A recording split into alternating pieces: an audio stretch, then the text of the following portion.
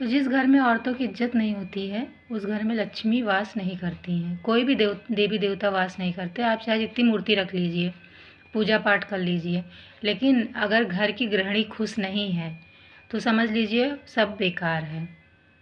ये नहीं कि घर की गृहिणी को खुश करने के लिए आपको ढेर सारा पैसा देना है उसको। अरे आप उसको मतलब मानसिक खुश रखिए। आप इसको मतलब ऐसे कटु वचन मत बोलिए कि वो बीमार पड़ जाए।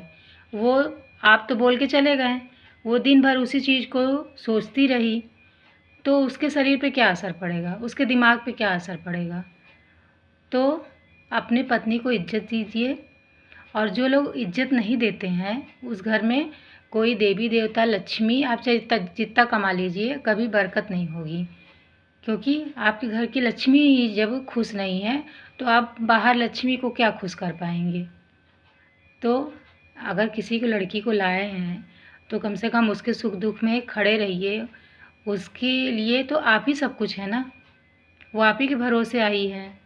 अगर भाई नहीं खुश रख सकते तो किसी की लड़की को मत लेके आइए।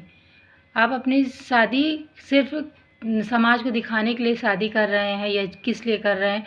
मुझे तो समझ में नहीं आता कि ऐसे पति कहाँ से बन के आते हैं, कैसे होते हैं। और कुछ लोगों को मैंने देखा है कि भाई अपनी पत्नी को बहुत खुश रखते हैं। मतलब पत्नी से दो मीठे बोल बोल लीजिए ना, वो खिल जाएगी। उसकी आधी आधी बीमारी तो ऐसे ही चली जाएगी। लेकिन आप अपनी पत्नी से बात नहीं कर रहे हैं, अपनी कोई दिल की बात नहीं कर रहे हैं, और मतलब किसी भी दुख सुख अपने या उसके किसी भी बारे में बात नहीं कर रहे हैं, तो वो पत्नी घुट घुट के तो मर जाएगी ना। तो इसका पाप आप ही के सर जाएगा। अगर पत्नी खुश है आपकी दुआ सलामती के लिए करेगी, लेकिन अगर खुश नहीं है, अंदर से आप उसको खुश नहीं रखे हो, तो वो आपको क्या दुआ देगी। मतलब आपके लिए क्या वो भगवान से प्रार्थना करेगी। तो इस वजह से भाई किसी की लड़की को लाए हो तो कम से कम उसको मान सम्मान दो ना। ये मत सोच के चलो कि हाँ अरे हमारे पिताजी हमारे पूर्वज औरतों की इज्जत नहीं करते थे, औरतों को दबा के रखते थे। भाई वो ज़माना दूसरा था, तब औरतें इतनी पढ़ी लिखी नहीं थी। तो जब आप इस ज़माने में हो और पढ़ी लिखी लड़की चाह रहे हो तो उस हिसाब से सोच भी रखो ना।